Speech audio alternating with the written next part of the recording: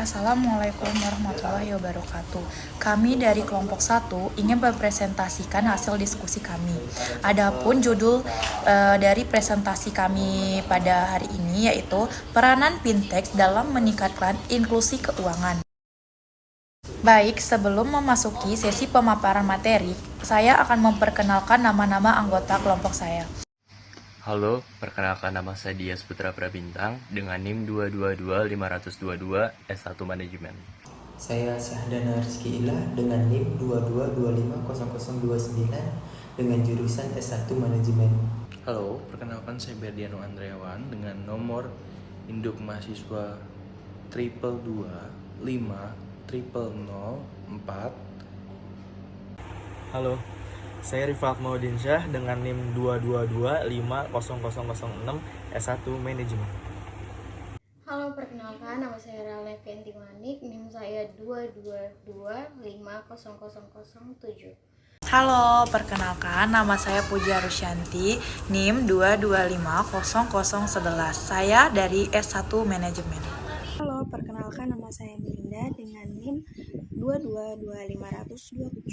Halo, perkenalkan nama saya Yunani, NIM 222510, S1 Manajemen. Berikutnya, kita memasuki slide pemaparan materi. Adapun materi pertama atau slide pertama akan dipaparkan oleh Kak Ripal. Kepada Kak Ripal, dipersilahkan. Oke, baik. Terima kasih Puda atas kesempatan yang telah diberikan kepada saya untuk memaparkan peran fintech dalam meningkatkan inklusi keuangan. Fintech atau financial technology berperan penting dalam meningkatkan inklusi keuangan di Indonesia dengan memperluas transformasi akses layanan keuangan digital yang lebih merata bagi masyarakat yang sebelumnya tidak terjangkau oleh lembaga keuangan formal. Perkembangan teknologi informasi melahirkan financial technology atau fintech, sebuah inovasi yang menggabungkan teknologi dengan layanan keuangan.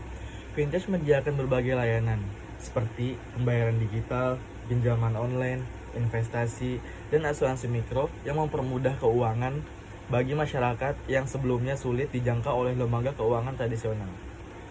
Peran fintech dalam inklusi keuangan semakin kuat melalui sinergi dengan industri lain seperti e-commerce dan transformasi digital.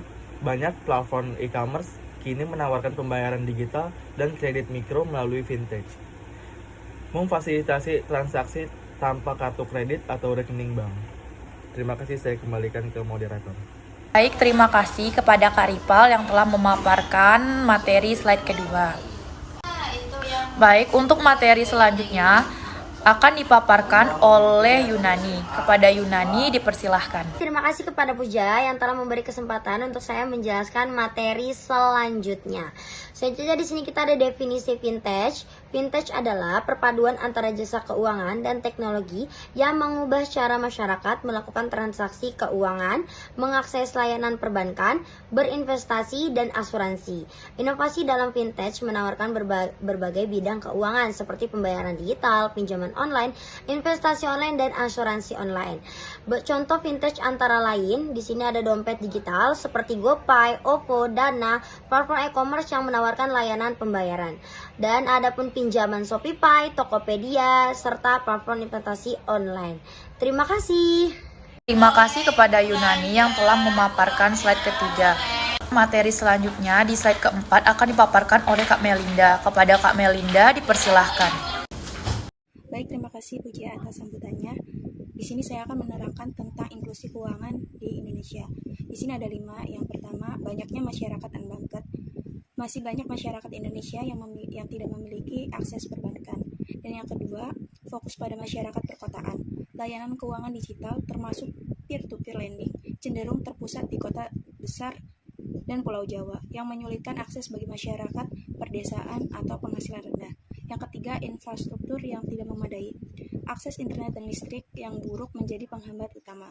Yang keempat, biaya layanan keuangan yang mahal. Dan yang kelima, kurangnya identifikasi yang valid, ketiadaan KTP atau kartu identitas lain menyulitkan akses layanan keuangan.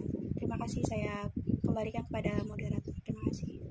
Terima kasih kepada Kak Melinda yang telah memaparkan materi slide keempat. Baik, untuk slide berikutnya, slide kelima akan dipaparkan oleh Berdiano Andreawan. Kepada Berdiano Andreawan, dipersilahkan. Thank you, Puja. Puja atas kesempatannya untuk memberikan kesempatan untuk saya menjelaskan materi berikut. Oke.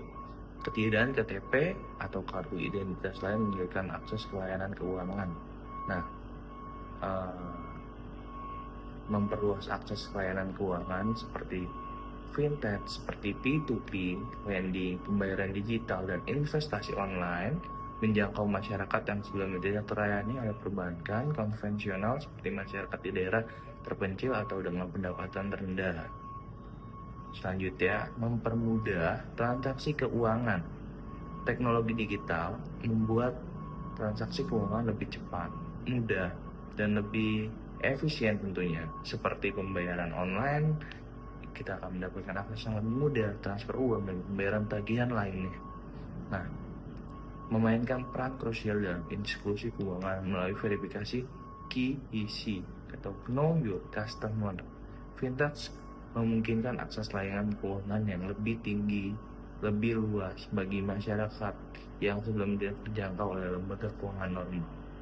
Oke, thank you. Saya kembalikan kepada moderator. Baik, terima kasih kepada Berdiano Andreawan yang telah memaparkan materi slide kelima. Baik, untuk pemaparan materi slide selanjutnya di slide 6 yang akan dipaparkan oleh Syadana Rizky Illah. Kepada Syadana Rizky Illah, dipersilakan. Oke, baik. Terima kasih Puja atas kesempatan yang telah diberikan kepada saya untuk memaparkan slide selanjutnya.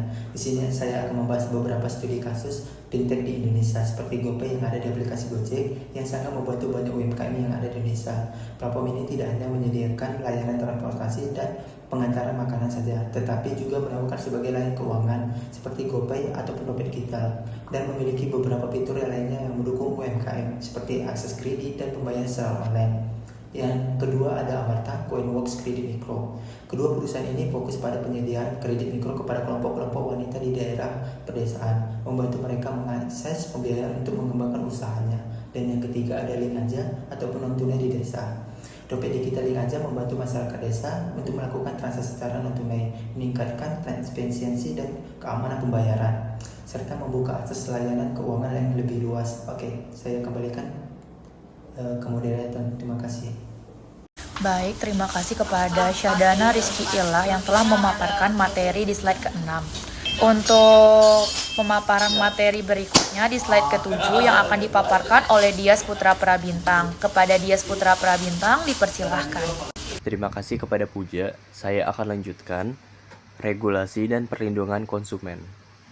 Peran OJK.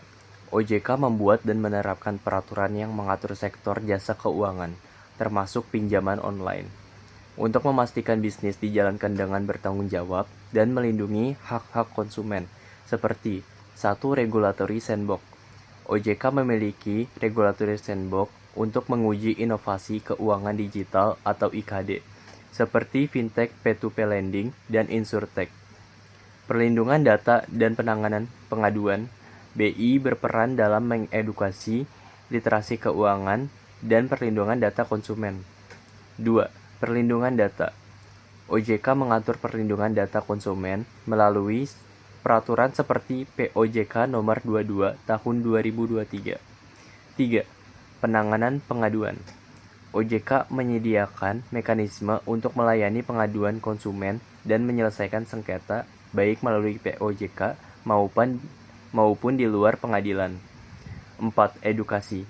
OJK juga berperan dalam memberikan edukasi kepada masyarakat terkait masalah di bidang keuangan, seperti edukasi keuangan melalui media sosial, untuk meningkatkan kesadaran dan kemampuan konsumen. Tantangan fintech dalam meningkatkan inklusi. Resiko kredit dan fraud. 1. Resiko kredit. Penggunaan fintech untuk memberikan kredit dapat meningkatkan risiko kredit macet jika tidak ada manajemen risiko yang baik dan pemantauan yang ketat. 2. Fraud. Kejahatan digital seperti penipuan online dan peretasan data menjadi ancaman yang perlu diantisipasi dalam penggunaan fintech. Kesenjangan literasi digital. 1. Kurangnya pemahaman. Masyarakat yang kurang melek digital mungkin kesulitan memahami dan memanfaatkan layanan fintech dengan baik, meningkatkan risiko penipuan dan kesalahan dalam pengelolaan keuangan. 2. Infrastruktur yang belum merata. Akses internet dan perangkat yang memadai belum merata di seluruh Indonesia, sehingga masih banyak masyarakat yang tidak dapat memanfaatkan layanan fintech.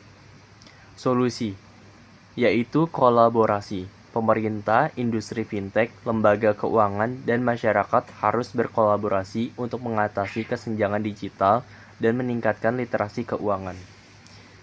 Terima kasih, saya akan lanjutkan kepada Puja. Terima kasih kepada Dias Putra Prabintang yang telah memaparkan materi slide ke-8. Pemaparan materi berikutnya di slide ke-9 yang akan dipaparkan oleh Rahel Nipianti Manik. Kepada Rahel dipersilahkan. Terima kasih atas kesempatannya. Rekomendasi strategi untuk memperkuat ekonomi. Yang pertama ada edukasi digital. Program edukasi digital harus dikembangkan untuk semua lapisan masyarakat, termasuk yang kurang terampil dalam teknologi digital. Yang kedua, kemitraan lokal. Mendorong kolaborasi antara pemerintah, sektor swasta, dan masyarakat sipil. Kemitraan ini dapat menciptakan sinergi untuk mengembangkan ekosistem digital yang kuat dan berkelanjutan. Yang ketiga ada insentif startup. Menawarkan insentif fiskal dan non-fiskal. Pemerintah dapat memberikan insentif seperti pengurangan pajak, subsidi, dan dukungan permodalan untuk mendorong pertumbuhan startup digital. Yang keempat, ada regulasi adaptif. Memperbarui regulasi untuk mendukung pertumbuhan ekonomi digital. Pemerintah harus memperbarui regulasi untuk memastikan bahwa mereka tidak menjadi penghambat pertumbuhan ekonomi. Kesimpulan, financial technology atau disebut dengan fintech memainkan peran penting dalam meningkatkan inklusi keuangan di Indonesia. Layanan seperti P2P, lending, pembayaran digital, investasi online, dan asuransi digital memberikan akses keuangan yang lebih mudah dan luas bagi masyarakat, termasuk yang sebelumnya tidak terjangkau bank konvensional. Fintech mempermudah individu dan UMKM mendapatkan akses modal dan layanan keuangan secara efisien. Meskipun berdampak positif, tantangan seperti rendahnya literasi keuangan, keterbatasan infrastruktur digital, dan keamanan yang perlu diatasi. Pemerintah dan regulator perlu berinovasi dalam kebijakan adaptif untuk keberlanjutan industri fintech. Dukungan dari pemerintah dan industri fintech dan masyarakat penting untuk terus meningkatkan perkembangan teknologi keuangan di Indonesia. Demikianlah hasil presentasi dari kami kelompok 1. Apabila ada kekurangan, kami mohon maaf. Saya akhiri. Wabillahi taufiq wal hidayah. Wassalamualaikum warahmatullahi wabarakatuh.